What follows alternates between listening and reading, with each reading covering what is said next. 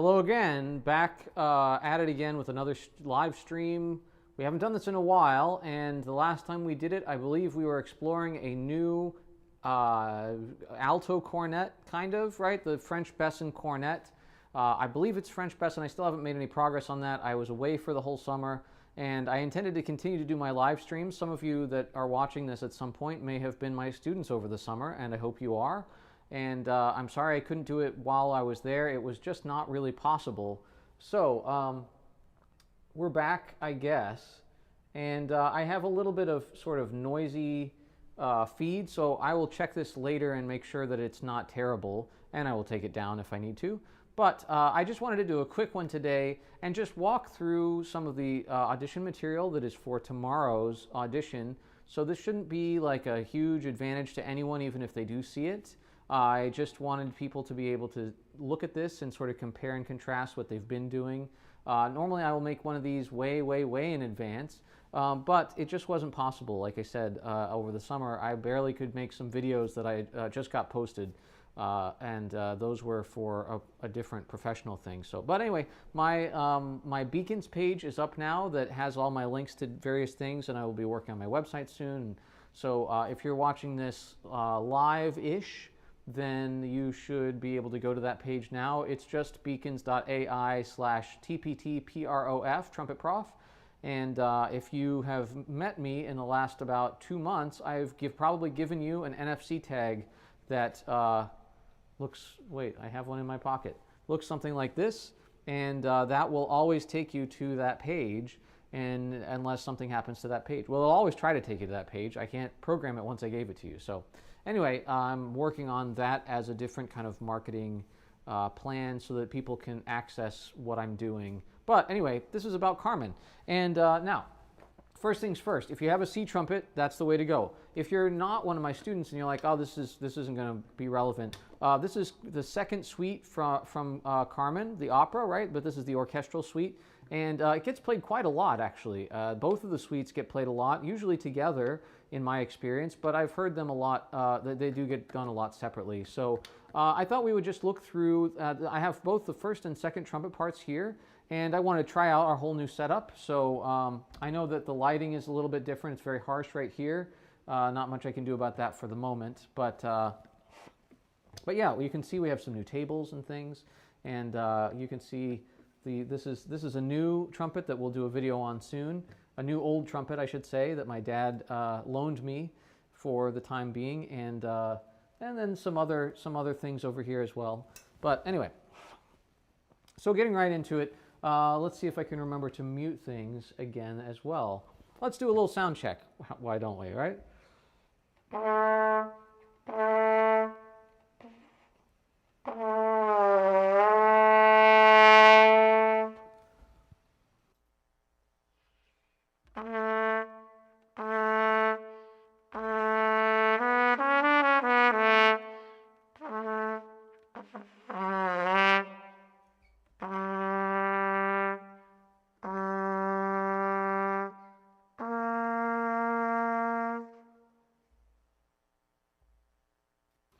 So not bad, and that little thing I was just playing in different keys, I guess. I was just playing the A that's written. But from the second part, actually one of the trickiest spots to do if you're not used to doing it is to come in on these low G concerts, on these low A written, right, for B-flat trumpet. This is in the first movement. This is March de Contrabandiers, and this is around letter E.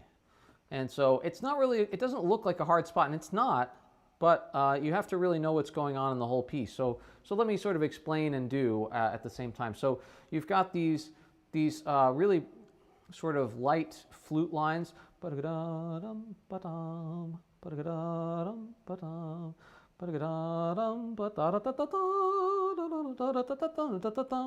so you have to accompany that. You just get to play the second half of every bar.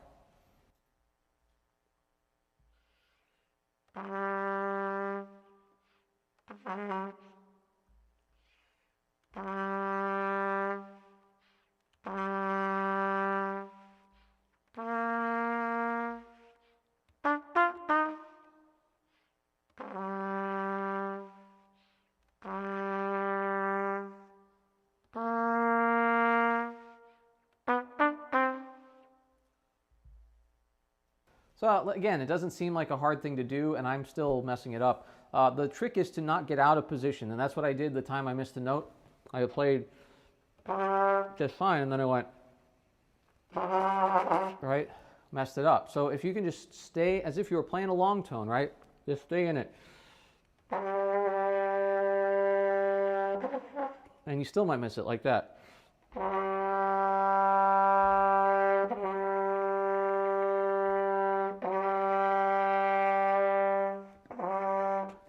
And the way to practice it is really that, just lift and tongue again. Like, so just start with playing long tones on a low G and just tonguing them. And if you're like me and you have trouble with your low range, that'll already be difficult. But then as you do that more, you can add a little lift. And then if you can make that lift equal to the amount of time you played, well, that's this excerpt, right? Da, da, da. And make sure you release and then also build a little bit, right? Now, the first trumpet part here is a lot easier. It's just the top octave of that and then some harmony at the end. But check out the context of it. Make sure you're playing that adequately. I don't know that that will be on our list. I doubt that anybody else would want to listen to that, but I would learn a lot if we did that on the list. So anyway, all right. Let me also get up this chat in case anybody actually is tuning in. Oh, look, there might be one viewer, or it might have been it might have been me from when I was checking on the stream. But at any case, I'll keep it nearby in case anybody has any questions. Okay, so let's get into the real excerpts, right? Which is going to be, the habanera is the first big one. And I can't really see it the way I'm set up today. That's a problem. Hold on. I guess I can still talk to you. I just muted these mics so I can get them out of the way a little bit. I have them upside down on the stand so that they will fit underneath my tables. And, well, that makes them in a sort of awkward position. But I'll figure it out eventually. So, and it says solo twice on this piece of paper. And they're different solos, even though they're contiguous. They're continuous, you might say. So everybody knows the...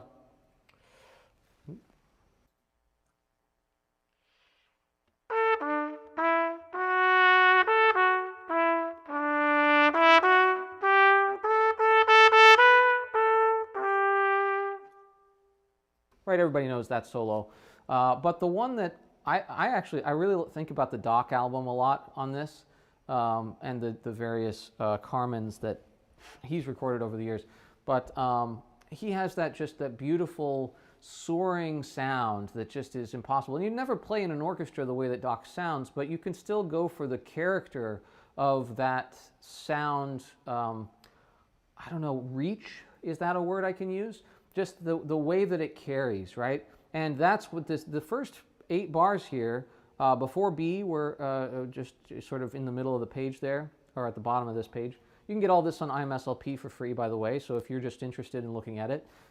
Then there's some good recordings that don't quite match up with this, so that also means there's different versions. And I couldn't, for the life of me, remember if I've played this version or a different version. I know I've played it a few times, but I've also played the solo, the 2 trumpets and wind band edition of this, and so then that really confuses you. So I'm out to lunch on this. But anyway, the dolce et espressivo, right? Well, it's almost what I said. And Doc just has this beautiful quality. You can get him, the opera record, I think, has this on it. And it's just gorgeous. So now, don't play it with his vibrato because you'll get kicked out of the orchestra. But you can play with that sense of connection, right? So here we go.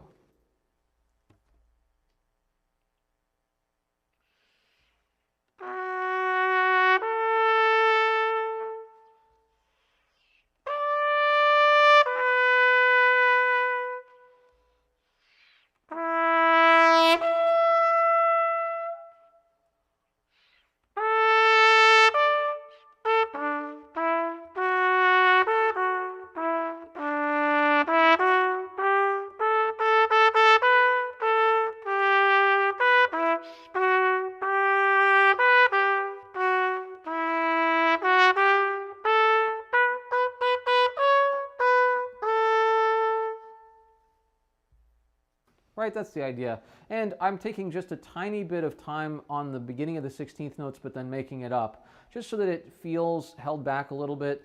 You can't always do that, but it's a nice way to show that you know that that is done. And if you don't do too much of that in an audition, I think you can get away with it. So, but the big thing is to know what it means to have dots and a slur, and it really means this sort of lifted sound that's not short, but does have some space, right? All right, let's keep moving on.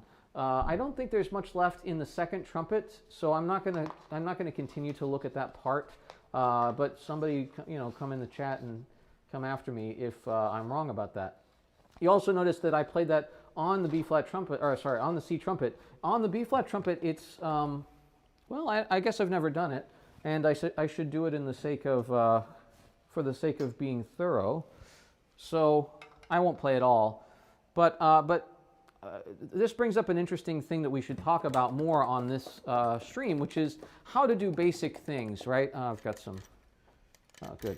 While I oil my valves, I'll talk about it. So how do you play, if I wanted to play, if I wasn't sure, I might play it on a C trumpet down a minor third, or I might play it on a B flat trumpet down a half step, or maybe I don't have a choice because I only have one of those trumpets. So how do I do the transposition in the first place? And I always tell people that you need to transpose, I call it by ear. And I've had various arguments with people over the years about whether that's the easiest or the hardest method. And obviously I think it's at least the best method, if not the easiest. But it's really about sort of switching flipping some switches in your brain so that you're not thinking about notes on the page. And this is really a good thing to do anyway, I think. Now, obviously, when you're sight reading, you need to look at the notes on the page, but that doesn't mean you need to play each note and then move on to the next note and then the next note. That's a very logical way to do things, but it's not fast enough for music most of the time. And in this case, it's the same thing. It's like, well, okay, I just played the melody for you, right? And so you heard it, and what would it take for you to play that in another key? Well, you'd have to have familiarity with that key, and that's your scales and arpeggios and other, patterns of those things, right? Let's say it's all your scales in thirds and in fourths and up and down, and then it's maybe also all your arpeggios like diatonically in the key, right? That's all it would take. That's not very much. That's maybe 10 minutes of practice a day until it's really good, and maybe that would only take a week or two, right? Depends on how familiar you are with whatever the key is, right? And then we can figure that out if we really want to know, right? What key is it if I play all these notes? Well, let's just play them first and see if we can think of something.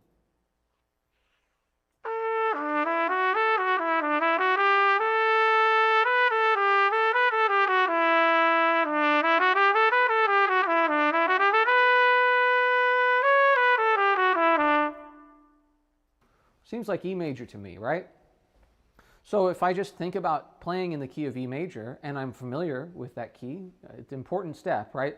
And I think maybe that's where people get confused. They find that it's easier to transpose note by note by note, in this case a half step lower, right? Because I'm playing an A trumpet part on a B flat trumpet. And so the way you can do that is you think about what it says the trumpet is in. So this says in A, right?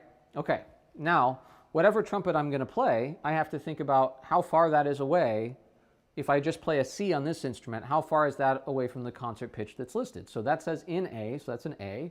And this is a B flat concert if I play a C on it, right? So this is a B flat trumpet. So that's a half step higher.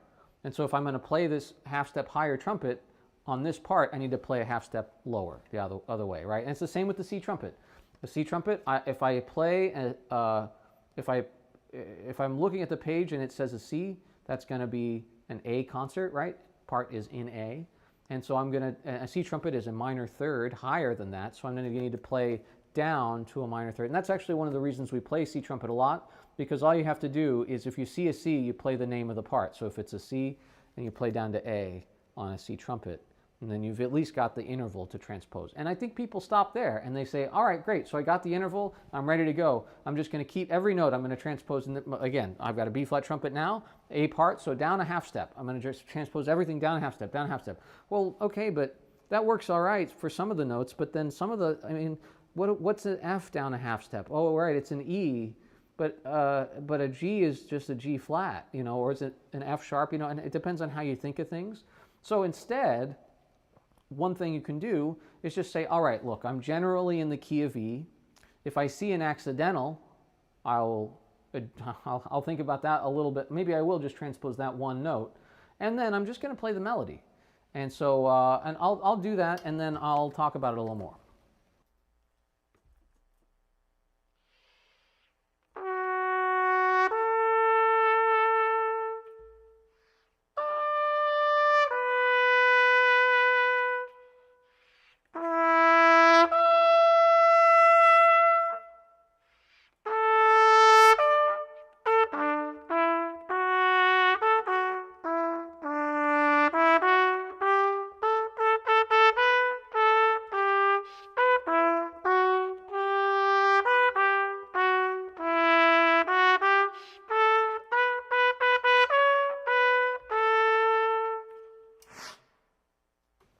Pardon my spit valve there. But so yeah, that's not so hard, right? I'm just playing a melody in the key of E in this case, right? Not so hard. Now, you might still get confused, and it's okay to write out a part if that's how you feel like. You know, if you need that slower, like your brain just can't do it on the fly. Well, that's okay. Do it step by step, and do it a lot. And the more you do that, it's like, okay, let me write out a part for this. I don't know how to transpose. Okay, let me write out this. I got to do it again the next week. Let me write out another part and memorize it and sort of pretend like I'm transposing, right? Let me do that over and over and over again. How many weeks of that until you're going to be like, I think I got this one. Like, it's sort of stupid to write out a whole part. It's just B flat, and it's in the key of G for B flat trumpet, and I'm playing a C trumpet, and so that means it's in the key of F for me. So I mean, you start to just get the patterns down, but you got to do it a lot. Okay, so I can keep going here. I don't need to transpose what's not transposed, but the only other thing I'll say about transposition for now, and then I'll run through the rest of this stuff, is that I try to, like I said, do it by ear. So I try to take the whole melody, and even if I'm not familiar, even if I'm sight transposing, I can still see the intervals, right? And I should be able to hear those intervals if I paid attention in ear training. And so what I do is I call it the FOIL method because I'm stealing it from mathematics, but first, outer, inner, last, right? And some of it you have to interpret a little bit. So let me walk you through it. Let's say I have this lick here. Well, let's pick one. How about...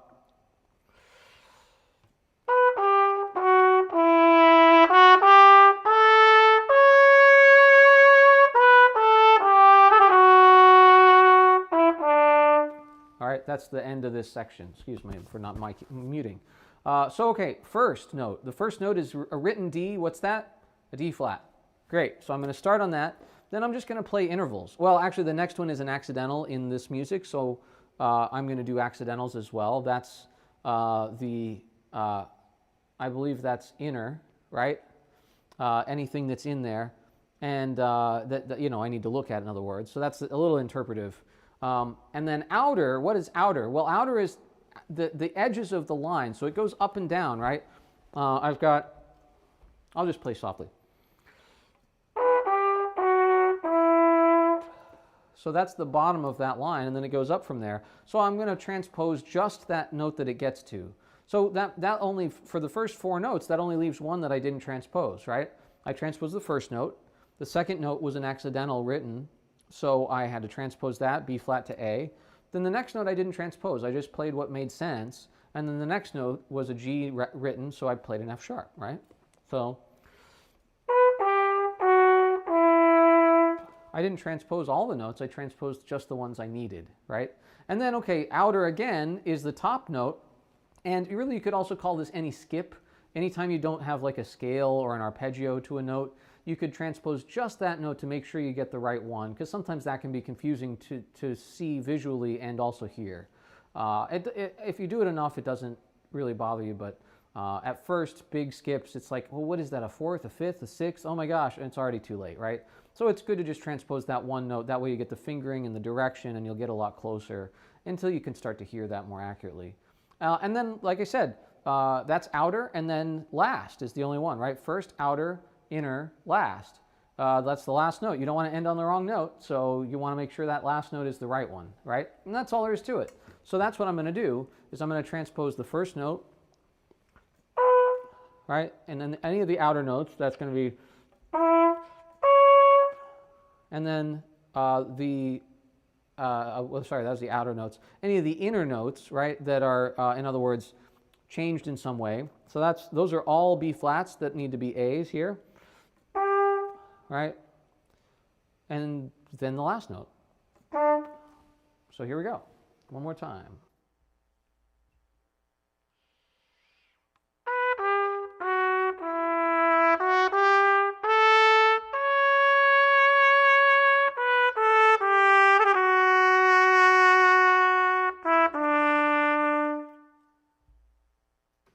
So there you go. That's how simple it can be. And I'm just playing by ear, actually, right? I know the sound of the melody. I only use those other things, first, outer, inner, last, as sort of a guidepost to be like really sure that I've got the right note. And in the same way that I don't usually play from memory, even though I know the whole Kennan Sonata, I don't need to play it from memory. I can just have the music in front of me. In case I get nervous and forget something, I can just look down and, oh, there it is, okay. But it doesn't stop me from playing by ear. Now, if I use the music as a crutch, maybe I need to play by memory for a while so that I can't do that. And I went through a period of time when all I did was play by memory because I, well, used the music as a crutch. So anyway, let's keep going. I'm going to play C trumpet probably for the rest of the time, just because it's what I normally do. So we might get it back out, the B flat, but this next one is a very sort of bombastic, almost pompous solo. And if you know what's going on in the piece, I'm not going to spoil much for you. You should go watch all of Carmen. Watch it in really any language but English. English is terrible. There's a libretto of it in English. And I mean, there's a case to be made for doing a piece in the vernacular that you speak so that you can just listen, right? So when you're in an English-speaking country, you do it in English. But this is an exception that most people agree that there's not a good libretto, and the one that is published, it's not great. It's not bad. It still tells the story, but it's hard to listen to if you know the other, the French, or I believe Spanish is the other version that people do, or maybe it's Italian. Italian makes more sense to me, but I can't remember now. But it's just so beautiful in really any language except for English. So, all right, but this one is the Toreador song. I knew I was missing something.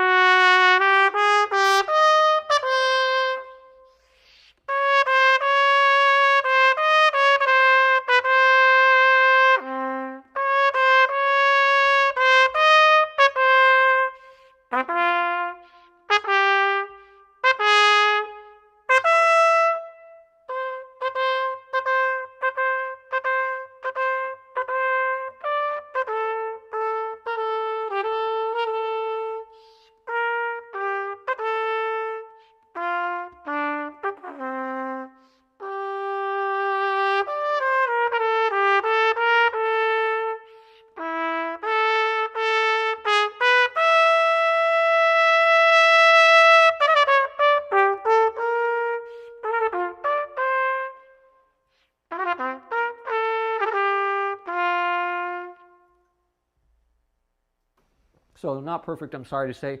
Some mistakes in there, but the change of character is really what's important here. And you play for about a minute straight if you go full speed. I played a little slower actually, so I probably played about 1:10. You don't want to go too slow here if you're in control of that at all, because it's a very long time. Now, the second trumpet player doesn't play a lot here, so you can have them play some of the other little things, but it's almost all a solo with strings, and so you really don't get, you have to be able to play this, and it doesn't even stop there. I just stopped because it's just the loud part after that that is the repeat of what we just played. And quite frankly, I was getting a little tired. I played a lot today already, and well, you know, I don't want to miss more low C's on camera.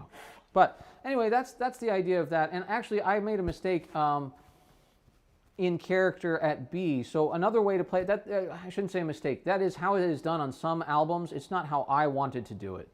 And so let me play it back for you a little before B.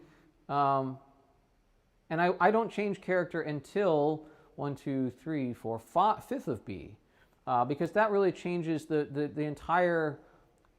Even, like the harmony even changes, right? It's a transition section that's going into the sort of Toreador song that we all know and love. So, which I also, it's not the same here as it is in other versions, so sometimes I get very confused. Most of the versions play this very legato. I tend to think bum bum ba-dum bum bum ba-dum, but this has it slurred and everything. So you really have to, in the moment of an audition, you need to have something chosen. But be very flexible if you play this in an orchestra, because the conductor might want something totally different than what you're imagining, and you got to go with the conductor always.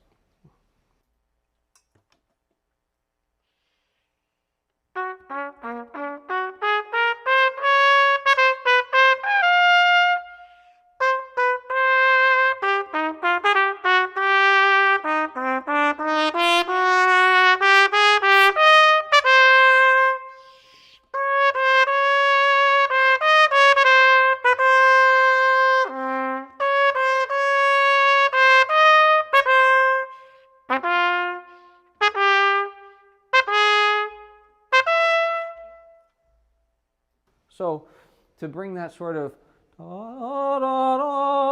right, that sort of legato to the D flat concerts, and still be a little bit punchier, dun dun dun dun dun dun dun, right? I think that's how I would interpret it anyway.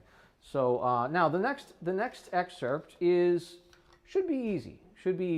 And it's easier still on B flat trumpet actually, but again, I played most of this on A. So there's some words here that you need to know, right? And in this case, aus der Entfernung, excuse me, aus der Entfernung. What does that mean? Well, in this case, I'll just tell it to you. It means from off stage, right? And then it's closer. It doesn't say that, but it does make a dynamic shift.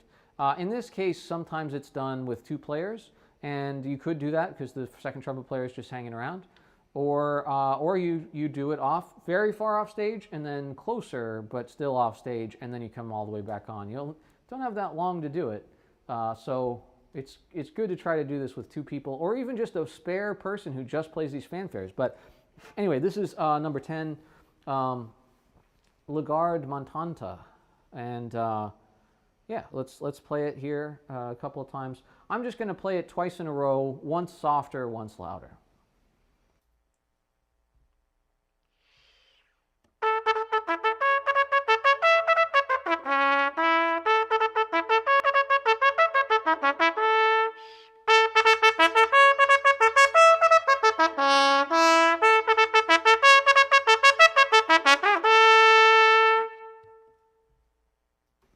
So it's just a fanfare, right? It's not really music, it's a fanfare. And fanfares and music can be the same thing, but often they are not. Fanfares are signal, you know, they're telephone essentially, right? They're telling someone something very simple, a simple message.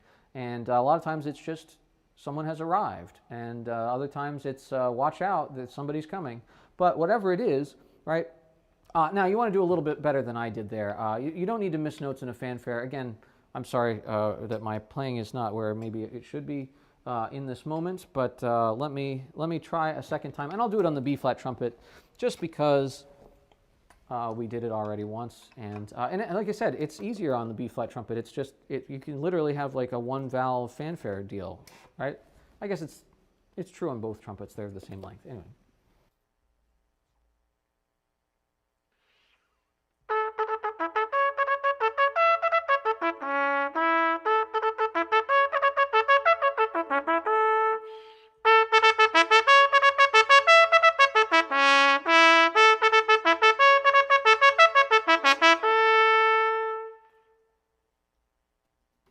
So that went a little better. And you can hear that I'm elongating the first note of each. That helps you get securely into the next slot, but it also just is what it says to do, right? Those notes are longer than the other notes. Now you can play it, and if a conductor tells you to do that, that's what you should do. But in this case, I play those notes a little bit longer, and that is in the style of a fanfare. So that's the excerpt there. There's also another excerpt that I want to play in this movement that you'd think, oh, nobody will ever ask that, and you're probably right. Nobody probably will. But if I have anything to say about it, I would, and that is at B. So now this one I'm definitely going to play on C trumpet first. It's not better on C trumpet, as a matter of fact. It's better on B flat. But well, like I said, I just am used to it. So this is tricky. We'll talk about transposition again for a second. This gets tricky because now we've got a key signature that's significant, right? We've got A flat major written, 4 flats, right? And so you can do this math very easily a couple of different ways. Again, I prefer to just think about the interval and then play the whole thing by ear. But you can also, in that method, I mentioned talking about what key it's in. So what key, if this is in A flat major, right, and we don't know that it's in major unless we really look at it, right, but it is in this case. So if this is in A flat major, what's the major key for my C trumpet that needs to play a minor third down? Well, that's easy, right? It's just F major for C trumpet, right? Because the key area also transposes the same. So if I'm in A flat major in the music and it's down a minor third for me, then that means it's in F for me, right? So that can be very easy. And like I said, I like this on B flat trumpet in the key of G, and for some reasons that I guess we'll discuss. But it says forte. It's not. Don't play too loud. There are some recordings where you can hear somebody really, hitting it hard, but it's really not that kind of excerpt. It's all very light.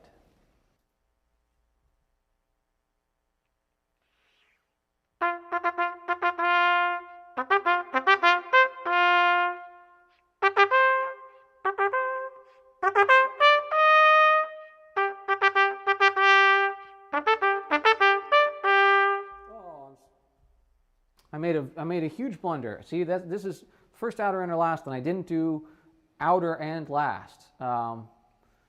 Yeah, that should have been an E natural for me. It sounded funny, but this is another spot where in the different versions, these two bars, the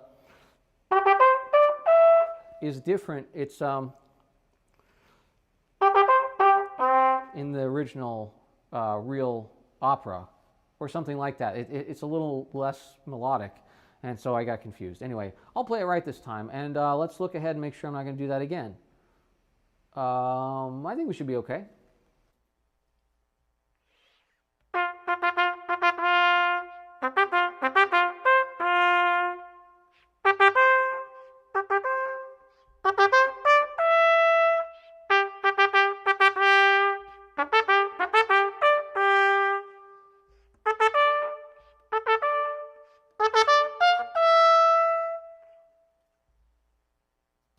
So that doesn't seem like it would be a big excerpt, but it really sticks out in the actual piece, and people might want to hear it. It also comes back again a couple of times. Oh, I'm reaching for my B flat and not finding it.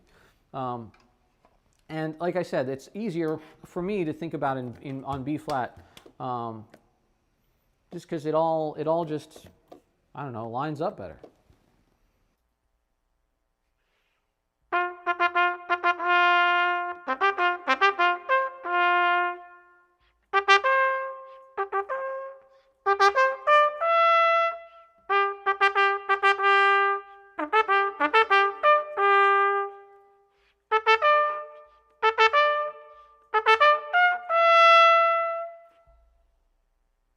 So, and you want to put a little color into this. I don't know if that's coming across. It's not even really coming across in the room as much as I would like, so it's probably not, you're probably not getting much of it there, but anyway. And then that's most of the excerpts. There's one last little excerpt that I'm going to do, and that is at L in the Danse Bohème, and this is another one in A. This one is not great in B-flat trumpet. I'll start there just to show it, right? And again, I know what this sounds like, so I'm going to play it mostly by ear, but let's look through it together because I've never played it on B-flat trumpet in this key before, as far as I know. So okay, it's down a half step, right? What key is it in actually in the piece? Well, it's kind of in a G minor, right?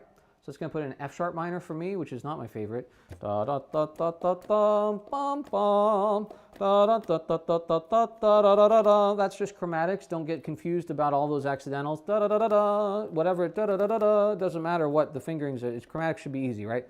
Da da da da da da dun dun dun dun dun dun da da da da da. Easier than it looks, right?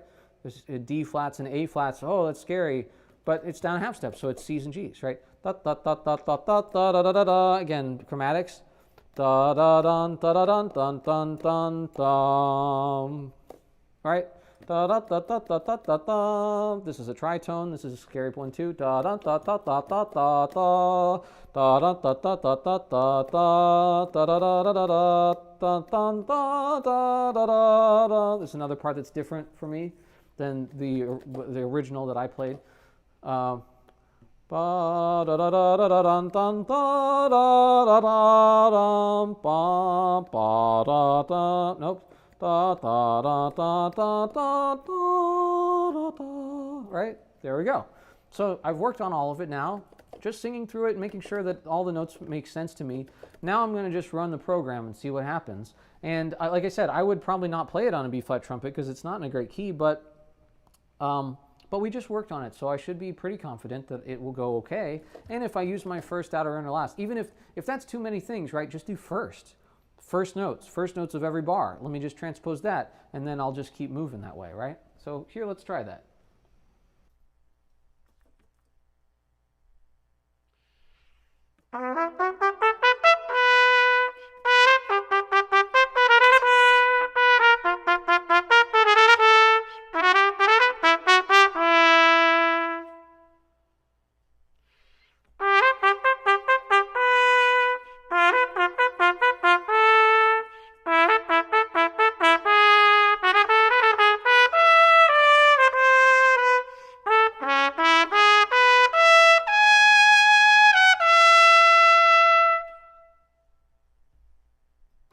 Yeah, really not bad on the B-flat trumpet. Now, on the C trumpet, I don't need to play it all over again because, well, every note I play is another note I could miss, right? No, but you can see why it's easier in the key, in this case, in the key of E minor, right? Well, what's E minor? It's just G, right? So I'll play a little bit.